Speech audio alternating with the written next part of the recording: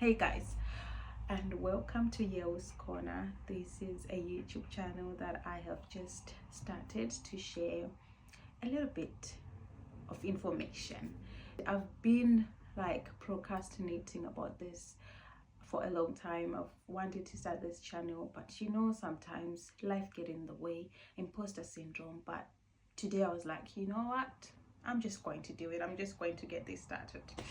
Anyway, um so on this channel we're going to be talking mainly about my nursing experience in the UK, my life in the UK, and it's going to be mainly about my own experience.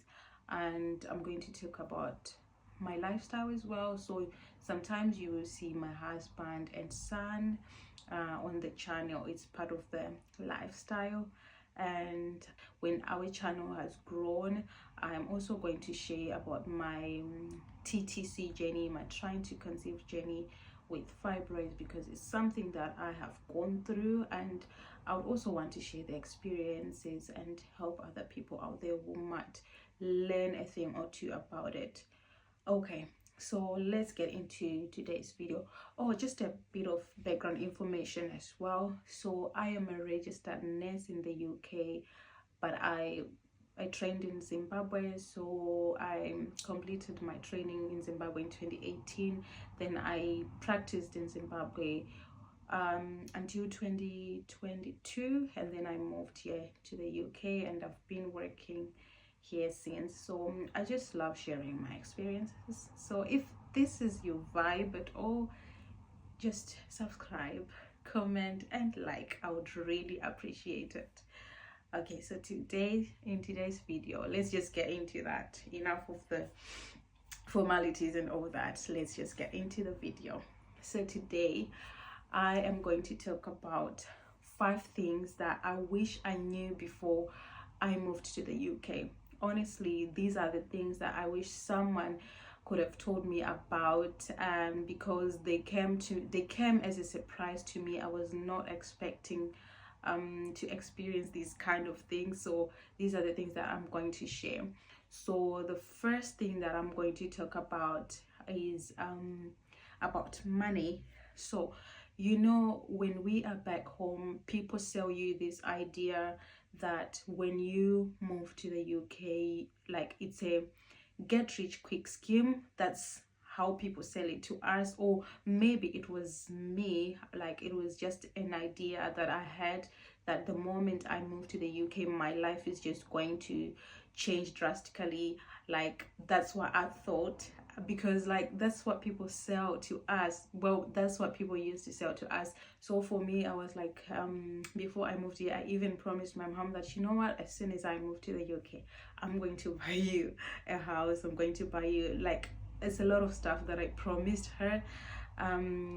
That's because I thought I was going to be earning a lot of money. And then when I moved here, I experienced life differently, because I remember when I came, when you come here, before you do your exams as a nurse and all that, you have to work as a carer. So I was working as a carer, and my salary was yeah. So my first ever salary, when I got my first salary, I was like, I remember looking at my payslip before I got the salary. I was like, okay, so this is it. Because my contract had this huge amount of money. Like it was obviously an annual salary, but I didn't factor the things like taxes and all that, and national insurance, and I didn't know that the taxes here are quite high, that it would take a considerable amount of your money. So I was shocked, because the money that I got and the money I expected was not tallying. So I was like, oh, is this even worth it? And now I've already packed my bags, I'm here. So it was really an emotional journey for me. It was an emotional time. But then with counseling from other people, from other friends as well, they told me that this is just the beginning. Just use it as a stepstone. You see the difference as time goes on. So I was like, okay, I'll just try and make it work. But yeah, this is what I'm just trying to say, that the UK is not a get rich quick scheme as people try to sell it to us when we are back home. So I think this is one thing that I wish people had actually told me about. So that's number one, about money. And then number two, it's about childcare. You know, if you have children, I think you agree with me on this one. Childcare is quite expensive in the UK. That's why you'd find that people mostly look for places where there are other maybe Zimbabweans or other Africans that they can share childcare with, so that they don't have to pay a lot of money. Because if you are going to take your child to a private nursery or something like that, you might need something like £1,000 a month that you need to pay for that. So it's really a lot of money considering what you'll be earning. So what worked for us here is I mainly do night shift and my husband works during the day, so that's how we just alternate.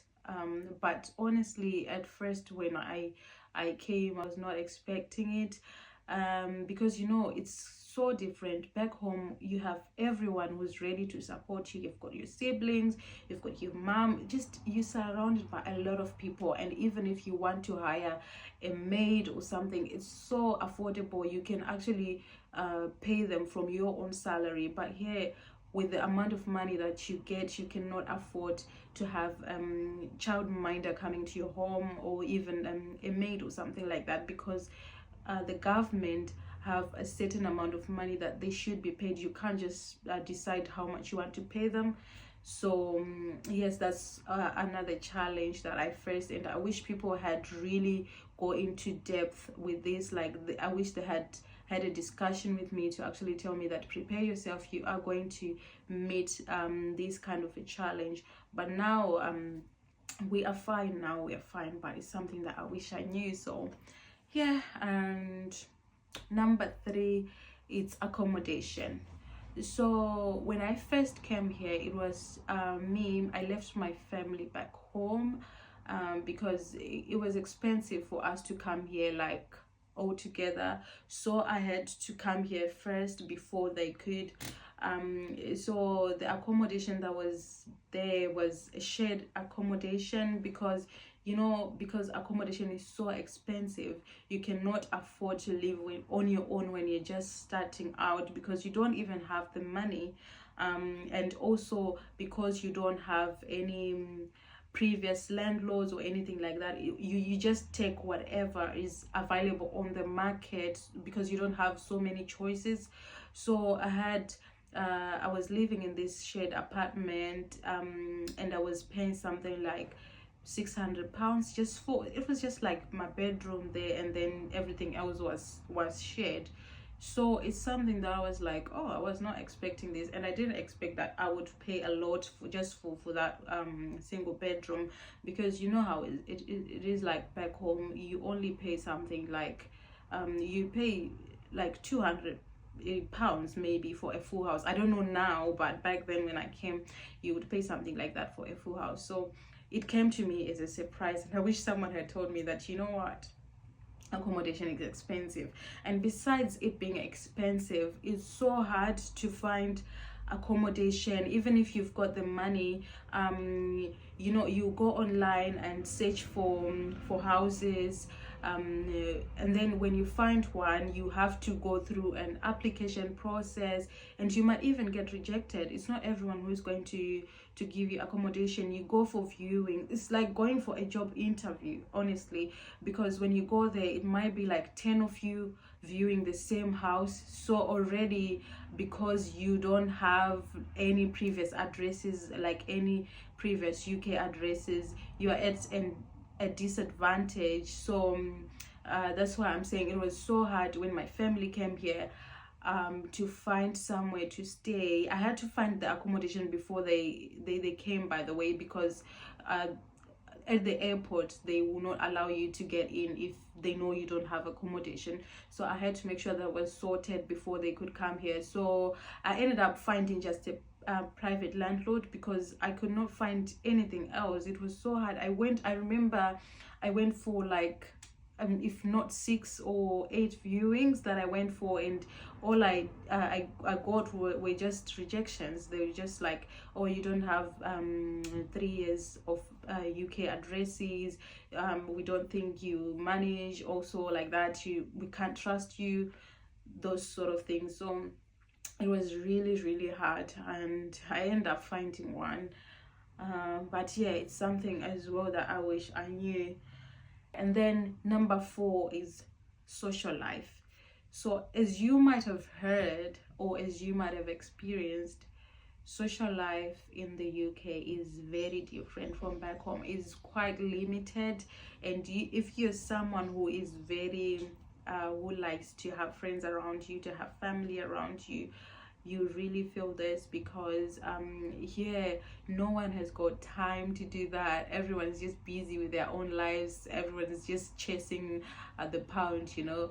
So you've got to create your own social life. That's something that I had to learn the hard way. For me, I'm personally introverted, so it was not so hard, but obviously I was missing my family and all that, and also I was missing my friends.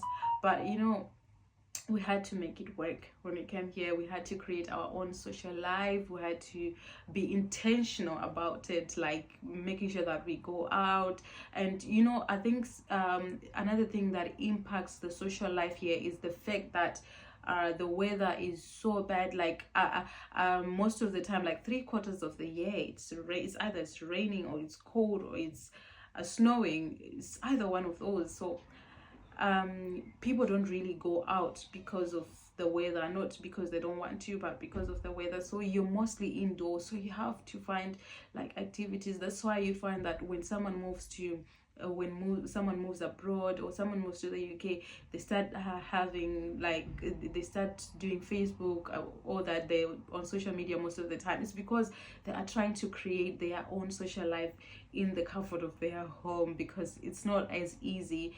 So the other thing as well that helps is if you have like church, or yeah, if you have church, you just find people who have like common people, you have things in common. Like for me, that thing was church.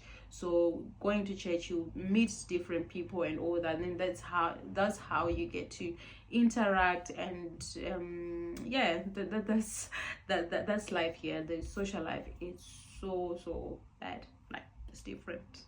It's so different. Anyway, and then the 5th thing is about jobs, and this is mainly about my spouse, because personally, because I'm the one who had the visa, it was easy for me because my job was already waiting for me when I came here. But then when my husband came here, and you know, he had doubts of coming here in the first place, so when he came here looking for a job, it took him about 3 months before he got his first job. But you know what, like people, the idea that they sold to us when we were back home was that the UK has got so many jobs, there's so many job opportunities. The moment you walk in there, they are looking, you get a job. And but it was not the case with us. That's why I'm saying this is my own experience. Your experience might be different from this. So it was so hard. Like he applied for so many jobs, but because he did not have any UK experience, most of his applications got rejected. And sometimes he would go for interviews, and then they would just send an email and say, unfortunately you didn't make it, you can try again next time. So it was really something that was emotional, and something that we did not expect that we were going to go through. He ended up finding a job, you know, at a warehouse, because I think this is the easiest job to get when you are in the UK. So he got a job in the warehouse, but because it was so hard there, he didn't stay there for long. He ended up finding something else that he's now doing, which he loves so much. So I think the thing is just that it takes time before you can get a job. So yeah, guys, I think I've said everything that I wanted to say. These are the things that I wish people had actually told me before I came here. I don't know, share your experiences as well in the comment section, and share what you've been told, what have been sold to you. and all that. And I hope to see you in the next video. Please do not forget to subscribe, like, and comment. Like